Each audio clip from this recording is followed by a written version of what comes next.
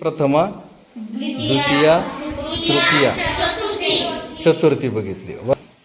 पंचमी आणि षष्ठी. त्यानंतर सप्तमी, संबोधन. अष्टमी नाही ना. मग आता आपण पुढची विभक्ती बघायची. पुढची विभक्ती कोणती आपली? सप्तमी ही विभक्ती बघू. सप्तमी म्हणजे सातवी विभक्ती आहे. विभक्तीच्या 8 प्रकारापैकी 7 नंबरची आहे. सप्तमीची जी काही प्रत्यय आहे ते काय आहे? त, इ, आ. त, इ, आ. ही व्याख्या समजून घेऊ आपण. काय सांगितली व्याख्या? सप्तमीची व्याख्या. सप्तमी विभक्ती जेव्हा वाक्यामध्ये नामाला, सर्वनामाला किंवा इतर शब्दाला, ठीक आहे, त, इ, आ प्रत्यय लागला असेल, तसेच वाक्यामध्ये स्थळ म्हणजेच ठिकाण, स्थळ म्हणजे ठिकाण किंवा वेळ यांचा बोध होत असेल, यांचा संबंध असेल किंवा याचा उल्लेख होत जर असेल तर समजून घ्यायचं ती कोणती विभक्ती आहे.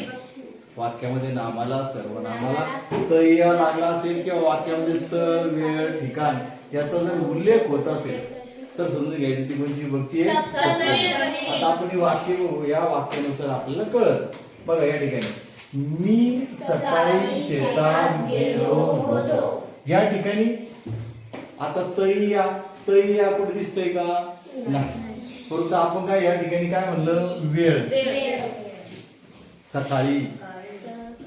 हा पण इथं पण होता ळी, ळी पण आला. ळी, हा ळी, तया म्हणजे हीच आलं पाहिजे असं काही नाही.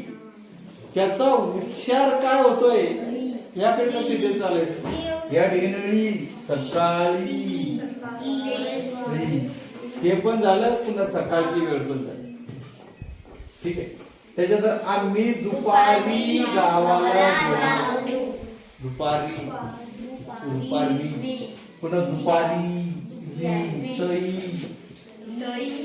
हा तई, दुपारी, पुन्हा दुपार झालं. वेळेचं या ठिकाणी संबंध आला. त्यानंतर मासा पाण्यात राहतो.